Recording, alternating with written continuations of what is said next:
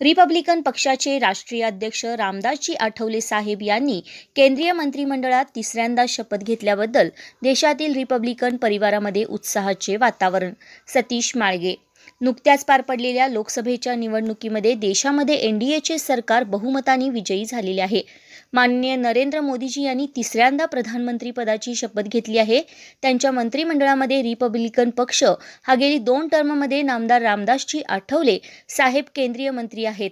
आज तिसऱ्यांदा पुन्हा एकदा रामदासजी आठवले साहेब यांनी केंद्रीय मंत्री म्हणून शपथ घेतली.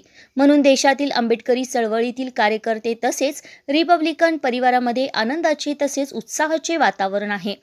यामुळे आज Republican party of India Athawale Kolhapur जिल्ह्याच्या वतीने तावडे हॉटेल चौकात नामदार रामदासजी आठवले साहेब हे मंत्रिपदाची शपथ घेताच ढोलताशांच्या गजरात आठवले साहेब यांच्या घोषणा देत साखर पेढे वाटप करीत रिपब्लिकन पक्षाचे जिल्हा सचिव सतीश माळगे यांनी आनंद व्यक्त केला.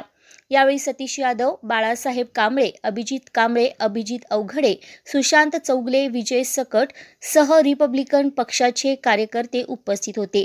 VIP न्यूजसाठी संपादक विनोद शिंगे.